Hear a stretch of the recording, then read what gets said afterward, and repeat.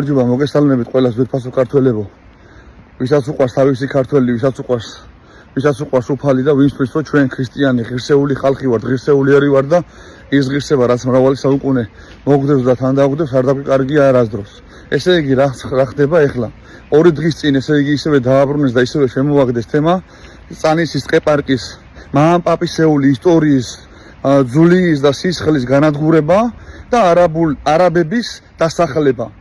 პირდაპირ ვიძახი ახლა ვისაც გინდა გულზე მოხვდეთ, ვისაც გინდა გეწყინოთ, ეს არის არაადამიანური, არაკაცული, არავაშკაცური, არაქართული აქციელი. პირველ რიგში. ახლა რაც შეეხება ამ თემას და ამ თემის გარშემო თემებს კიდე. ყველა ჩვენთანგანმა უნდა გამოვხატოთ, რა თქმა უნდა, ჩვენი პროტესტი. ახლა თუ ვიღაცა მეტყვის ეს რა შორიდან ლაპარაკობს და რა შორიდან ტრიკინებს, აქ ჩამოვიდეს თუ მაგარია, მე ძალიან ახლო მომავალში ვაპირებ ჩამოსვლას, რა თქმა უნდა, მაგრამ მე სადაც დავრეკე ახლა თელი ჩემი სამეგობრო, თელი ჩემი მეგობრები, თელი ჩემი სანათესაო, რა თქმა უნდა, იქ დადგებიან. მე ახლა არ მინდა სახელი გვარები დავასახელო, მაგრამ საჭირო გახდა ზუსტად ჩემ გამოგზავნილ ხალხს, ვინც ჩემს მაგივრად კი არ ედგებიან, ვინც ჩამოვლენ და იმ პროტესტს და იმ სამშობლოს სიყვარულს შეუერთდებიან, რომელიც ჩვენ მამაპაპამ ამდენი წლები და ამდენი საუკუნეებით თითოეულ ქართველს მოგვიტანა. ხალხო, ეს არის ერეკლეს ნასისხარი მიწა.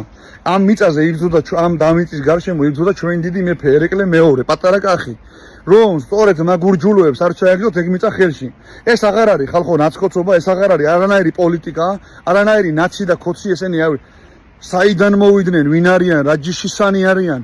კაცი თუ ქართველი ხარ და თუ ოდნავ რაღაც სისხლში გა ქართული ოდნავი. მე ვლაპარაკობ რომ ესენი სამშობლო გიყვარს და პატრიოტი ხარ და რაღაცა. ოდნავი რაღაც ქართული თუ გააკ. ამას სუნიან აყარულებულ არაბებს. ამ უმაქნის არაბებს, რომლებიც სულმალი იქნებიან ჩვენზე მეტი. არაბს მოყავს 4 ცოლი და ყავს 10-15 შვილი და ქართველი განადგურდა. აღარა აქვს ქართველს იმის საშუალება რომ ყავდეს თუნდაც 2 და 3 შვილი. აქედან გამომდინარე ხო უნდა ვიაზრონოთ რომ 5 წელიწადში არაბები ჩვენზე მეტი იქნებიან ჩვენ სამშობლოში. და ამიტომ ეხლა სადაც ხდება ესე იგი ეს წერტილოვანი დარტყმა წანისის ტყე-პარკზე იმ ფილტვებზე საიდანაც იკვებება წანისის ტყე-პარკიდან ქალაქი რუსთავი არის თუ თბილისის გარკვეული მხარი არის ზემო პროვინცია თუ ქვემო პროვინცია თუ სადაც არის ეს ყველაფერი უნდა რომ ესე იგი გაჩეხონ, გაანადგურონ წალისის ტყე-პარკი, თბილისის და რუსთავის ფილტვები და აქ გამრავლდნენ ესე იგი მარტო არაბები. აი გაიხსნას აშენდეს არაბული სკოლები, არაბული სასწავლებლები, აქ იყოს ესე იგი არაბების დასახლება. მე უბრალოდ კითხვას უსმენ ყველა იმ შეგნებულ თელაველს, ყველა იმ შეგნებულ კახელს და მე ყველა იმ ქართველს, რომელიც იზახის ამდენი საუკუნეა რომ ერეკლე მეორე არის პატივსაცემი მეფე და მის სიძღდა მის ძვალს უნდა ვცეთ პატივი. მე გეკითხები თქვენ ახლა რომ აი ამ მიწაზე ერეკლეს ნასისხლარ მიწაზე რომელიმე არაბმა უნდა დგას თუ არა ფეხი ძმაო. თუ ეხლა ეს მოხდება და თუ ეს ყველაფერი განხორციელდება, მარტო რუსთავი კი არ დაკარგავს ქალაქის ფუნქციას და მარტო რუსთავში კი არ იქნებიან მალე მთლიანად მოდებული არაბები. ასევე ეს იქნება საქართველოს პირველი დამარცხება, რომელიც დაამარცხეს არაბებმა და ხვალდაზე გამათი მშენებლობები და ამათი ლოკაციები გაიხსნება სხვადასხვა ადგილზე. ჩემ სიტყვებში ვარ სრულიად დარწმუნებული, იმიტომ რომ მე არაბების ცხოვრებას ვხედავ უკვე რამდენი წელია და ზუსტად ვიცი რა უყვეს ამხელა ბერლინს, რა უყვეს ამხელა პარიზს, მარსელს, ლიონს. თუნდაც აგერ ჩემ ქალაქში რა შვებიან არაბები და მე არ მინდა რომ ეს ჩემ საქართველოში, ჩემ სამშობლოში მოხდეს. და ამაზე მტკივა მე ძალიან გული და აქედან გამომდინარე ყველანი უნდა შევიკრიბოთ. მე ყველგან სადაც კი ხმა მიმიწოდება, სადაც კი ჩემი სამეგობროა, ჩემი საძმაკაცოა, სადაც კი მე გული მიძგერს რომ მე დავრეკო და თქვა რომ იქ უნდა იდგეთ. და მალე მე შემოგიერთდები და მე თქვენ გვერდზე ვიქნები, მე აუცილებლად ყველანაირი პროტესტის ღონეს მიმართავ რომ არ დაიჭრას, ჯერ როგორ შეიძლება დაიჭრას ამდენი წითელ წიგნში შესრული ხე-ტყე, რომელიც წანისის ტყე-პარკში არის დარგული, იმიტომ რომ ვიღაცა არაბმა იცხოვროს იქ. ან განადგურდნენ და დაიხოცნონ ის ფრინველები, რომელიც ამ ტყე-პარკში არიან წითელ წიგნში საქართველოში. ნახეთ ხალხო, წითელ წიგნში შეტანილი ფრინველები არიან ამ ტყე-პარკში, რომელიც ჩვენ მრავალი საუკუნეა მოგვდებს. და როგორ შეიძლება რომ ეს ყველაფერი განადგურდეს და მე მინდა მე არ მინდა თავდაბლად მე მინდა როგორც ერთმა გლეხმა გლეხმა ადამიანმა რომ ვიძახთი თელი საქართველოს რომ ჩვენმა პატრიარქმა ილია მეორემ რომელსაც მე ძალიან დიდ პატივს ავწევ და ჩემთვის იქნება ყოველთვის პატრიარქი ჩვენმა პატრიარქმა ილია მეორემ დაგვიტოვა ახალი პატრიარქი რომელიც შიო მესამე რომელიც დაასახელა ხო თავის მოსაყდრე და თელი საქართველოს ამას ვიძახით თავის მოსაყდრე დაასახელა მე ახლა მიმართავ ჩემს ვიდეო ბლოგში ერთი გლეხი კაცი პატრიარქსაც როგორც ქრისტიანი ქართველი კაცი რომ როდესაც ილია მეორე გამოდიოდა და იძახდა რომ ქართული მიწის გაყიდვის უფლება არ აქვს არც მეფეს არც თავადს არც პრეზიდენტს და არც მე რატო არ აგრძელდება იგივე საუბარი იმ დედა ეკლესიიდან, რომელსაც საუბრობდა პატრიარქი.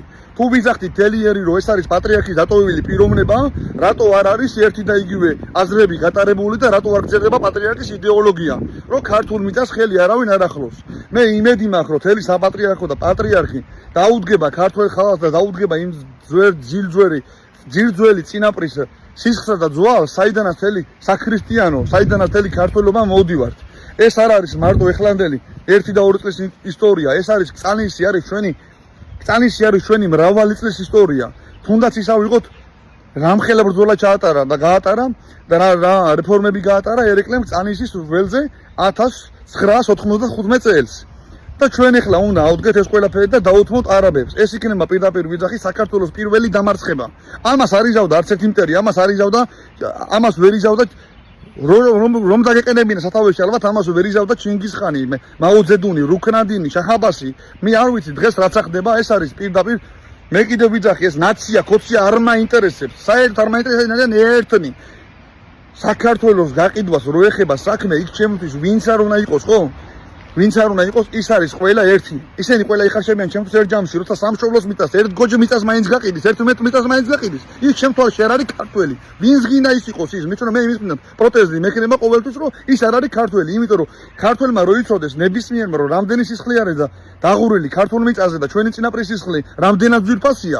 იმ ერთ გოჯ მიწას ხო იმის თვალში ექნება იმ ხელა ფასი, რომ ფას ვერ დაადებს ვერანაირად და ვერანაირი ფული ვერ ეღირება ის მიწა.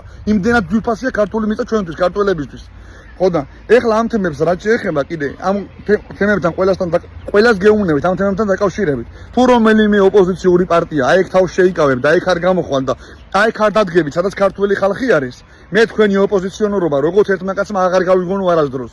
იმიტომ რომ აი ხა დგას ეხლა საქართველოს ბედიღბალი და აი ხა წდება ქართველი ხალხის მომავალი ისტორია და ბედიღბალი. და ამიჯერეთ მან თუ აშენდა ამ ხელა არაბული ქალაქები, თავისი არაბული სასწავლებლებით, ხვადაზექს სხვა ქალაქებში გადაცხოვრდებიან ესენი და ხვადაზექს სხვა ქალაქებში აშენდება. აი ეს იქნება საქართველოს და ქართველი ხალხის ქართული რწმენის პირველი დამარცხება. ყველას გულში გენაცვალეთ, მე იმედი მაქვს, რომ ძალიან მალე ძალიან ბევრი ვიქნებით. რა თქმა უნდა, ჩემი ჩართულით მეც უნდა ჩამოვიდეთ და კიდე ძალიან ბევრი უნდა ჩამოვიდეთ, რომ ესე ყოფნა უბრალოდ აღარ შეიძლება. ამას მარტო საქართველოს მტერი თუ იზავდა, ვინც არ იცის ქართველისთვის რას ნიშნავს ქართული მიწა და მიწა-წყალი. როგორ სადაც ჩვენი მამაპაპა მარხია, სადაც ჩვენი მამაპაპის სისხლია ნაღვრელი, როგორ უნდა იცხოვროს არაბმა, მე კაცურად, ვაჟკაცურად, ქართულად მოგმართავთ ყველა იმ ადამიანს, გინდა პოზიცია იყავით, გინდა ოპოზიცია იყავით. მე ვარ ქართველი კაცი და მე რაღა გავაკეთო ძმაო, თქვენ ახარ და ნაცკოცი ხარ და თქვენ ერთმანეთში კონფლიქტს ეწირება ჩემი სამშობლო ძმაო და ჩემი მიწა-წყალი და მე რა გავაკეთო? თქვენ კონფლიქტს უყურო და თქვენ კონფლიქტს შევწირო მამაპაპის მოტანილი მიწა-წყალი? გამოფხიზდით ძმაო, დადექით იმ ხარეს, სადაც სამშობლო არის და სადაც ქართველი მეფეები არის და სადაც მათი პატივისცემა არის და სადაც მათი სისხლით მოტანილი საქართველო არის ძმაო და მაშინ ყველა ვიქნებით ერთი და აღარ იქნება იქ ორი აზრი რომ უნდა გაიყიდოს თუ არა. თუ რომელიმე ფიქრობთ რომ ეგ უნდა გაიყიდოს არაბებზე, თქვენ არაბებზე მეტი მტერი და სხვა ეროვნებებზე მეტი მტერი ყოფილა ხართ საქართველოსი და ქართველი ხალხისა. ვინც მაგას ფიქრობს რომ ეს არის კაი პროექტი და უნდა გაიყიდოს არაბებზე ქართული მიწა, თქვენ ქართველები არ ხართ პირდაპირ გეუბნებით. თქვენ ხართ სიდან ჩამოგდებული დემონები, რომლებიც სამშობლოს კიდით ფულზე, თქვენთვის თავარია ფული გქონდეთ და მუცლები, ხორი მუცლები ამოიწყოთ. აი ეგ არის თქვენთვის ქართველობა და მე თუ გინდა მშიერი ვიყო, მაგრამ თავარია ჩემთვის მქონდეს მამაპაპის მიწა-წყალი, რომელიც არ გაიყიდება, რომელიც ჩემი შვილისაა, შვილიშვილისაა და მათი შვილისა და შვილიშვილისაა. ამიტომ ყველამ უნდა გავიაზროთ ეს და ყველამ უნდა დავდგეთ კწანისზე. მე ძალიან ბევრ დაურეკე, ძალიან ბევრი ჩემი საზმოსამეგობრო საახლობლო ყველა დადგება კწანისზე და მე იმედი მაქვს ყველა ღირსეული ქართველი, როგორც იქ იყო ტაძრებში რომ მიდიოდნენ, ყავარჯნებითაც კი რომ მიდიოდნენ, ყველა ღირსეული ქართველი, ვინც არის სამშობლოში, ყველა უნდა დგეს ერთად და ძალიან მალე ჩვენს აუცილებლად ძალიან მალე შემოგიერთდები და შეგეშველებით სამშობლოს დაცვის იმ დიდ საქმეში, რომელიც ჩვენ მამაპაპას მრავალი საუკუნე უკეთებია და მე დარწმუნებული ვარ, ჩვენი მამაპაპა და ჩვენი დიდი პაპები ერთად იბრძოდნენ ამ სამშობლოსთვის და ვიღაცებს ნუ გადავაყოლებთ ამ სამშობლოს, რომ უფრო მეტი მილიარდები და მილიონები იშოვონ. და ჩვენ გლეხი ხალხი დავიჩაგროთ იმიტომ, რომ სამშობლო გაგვიყიდონ. გბარავდეთ ყველას უფალი, ყველას გენაცვალეთ გულში, ვისაც ამის გააზრება არ გიჭირთ, ვინც გაიაზრებ და ვინც მიხვდებით, რომ სამშობლო ყველასთვის არის ერთი და იმას პარტიულობა არ გააჩნიათ, სამშობლო გიყვარს ადამიანს და კაცს, თუნდაც ქალს. სამშობლო უნდა გიყვარდეს გულში ყველა, სადაც არ უნდა ვიყოთ და როგორც არ უნდა ვიყოთ. ყველას გბარავდეთ უფალი, მიყვარხართ გულში და იოვანოს ქრისტემ და იყოს ნება ქრისტესი და იყოს ნება უფლისა. და მე მჯერას რომ ამ კეთის საქმეში ქართველი ხალხი აუცილებლად გაიმარჯვებს. მე უბრალოდ გულს მტკენს ის რომ წინაპრის ძვლისა და სისხლის დაცვა უწევს ქართველ ხალხს ისევე თავის მთავრობლებიდან და თავმანანთი ხალხისგან. აი ეს არის გულსატკენი. ფარავდეთ უფალი და მე მჯერა რომ ამ საქმეში უფალი გაიმარჯვებს. დიდება უფალს.